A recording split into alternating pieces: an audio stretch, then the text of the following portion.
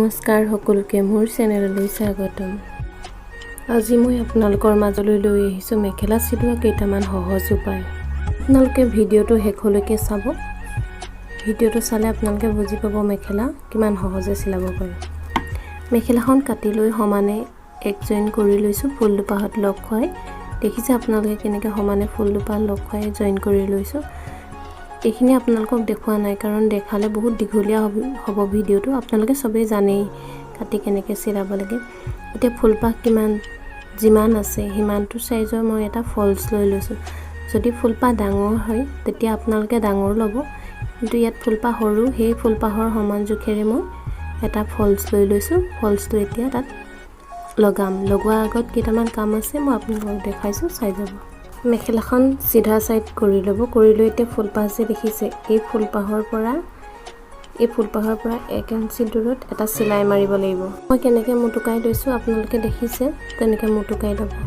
এতিয়া মুটুকাই লৈ এটা চিলাই মাৰি যাব। সম্পূৰ্ণ মেখেলাখনত মাৰিব লাগিব।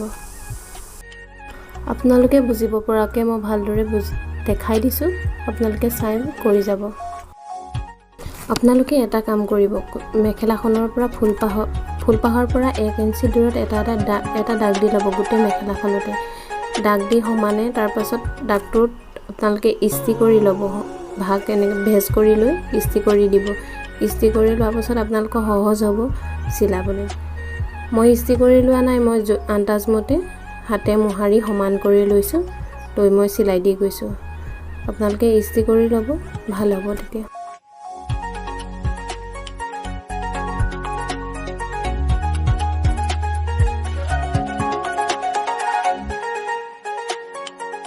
এতিয়া ফলছটো লুটিয়াই লৈছোঁ। ফলছটো লুটিয়াই লৈ মেখেলাখনৰ য'ত চিলাই দিলোঁ চিলাইটোৰ পৰা আগলৈ মেখেলাখনৰ লগত জইন কৰি ল'ম।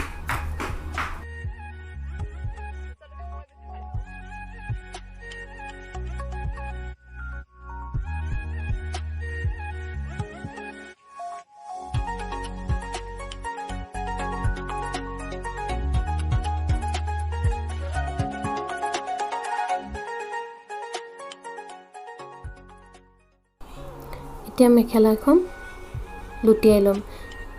1 ইঞ্চি যোনটো চিলাই দিছিলোঁ চিলাইটোৰ পৰা মেখেলাখন লুটিয়াই দিম। মই আপোনালোকক দেখাই দিম, আপোনালোকে চাই যাওক। এই চিলাইটোৰ পৰা এনেকৈ লুটিয়াই দিলে এটা ধুনীয়া ভেজ পৰি গৈছে, দেখিছেনে? ইয়াত ঢৌ উঠি যোৱাৰ চান্স নাথাকে এনেকৈ আপোনালোকে যদি চিলাই এটা মাৰি দিয়ে। প্ৰথম ফলছটো যোনটো ছাইডৰ পৰা ষ্টাৰ্ট কৰিছিলোঁ চিলাবলৈ, এতিয়া তাৰ বিপৰীত ছাইডৰ পৰা ফলছটো মেখেলাখনৰ লগত জইন কৰি দিম। আপোনালোকে দেখিছে মই কেনেকৈ লৈছোঁ। যিকণ এক্সট্ৰা বাঢ়ি গৈছে সেইকণ আপোনালোকে কাটি দিব। মই এতিয়া কটা নাই, পাছত কাটি দিম। আপোনালোকে চাই থাকক মই কেনেকৈ জইন কৰিছোঁ। সমান কৰি ল'ব মেখেলাখন যাতে ঢৌ উঠি নাযায়। ফলছ আৰু মেখেলা সমানে ল'ব।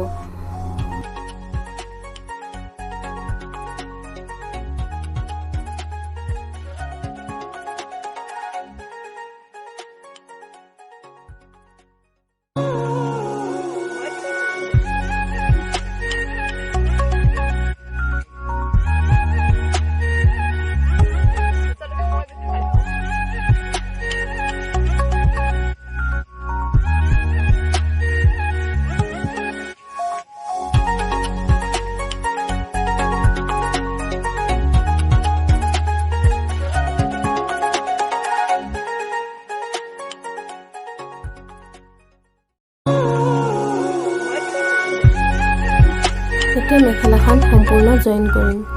জইন কৰি পেলাই আপোনালোকে চিধা চাইডে কৰি ল'ব। কৰি লৈ একদম মূৰে মূৰে এটা চিলাই মাৰি যাব। একদম মূৰলৈ মাৰিব, ভিতৰলৈ সোমোৱাই নিদিব।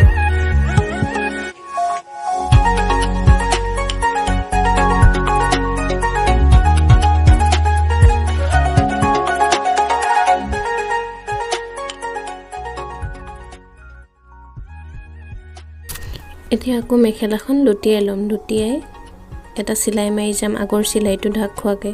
সেইকাৰণে মই কৈছোঁ আগৰ চিলাইটো আপোনালোকে একদম মূৰে মূৰে মাৰিব, তেতিয়া এই চিলাইটোৱে আগৰ চিলাইটো লুকুৱাই দিব। আগৰ ছাইডটো চিলোৱা দেখুওৱা নাই কাৰণ সকলোৱে জানেই নিজৰ হাইটৰ অনুসৰি মেখেলাখন চিলাই ল'ব। ভিডিঅ'টো চাই যদি কিবা শিকিব পাৰিলে মোৰ চেনেলটো like, comment, share and subscribe কৰি দিব। Thank you. Bye bye. আকৌ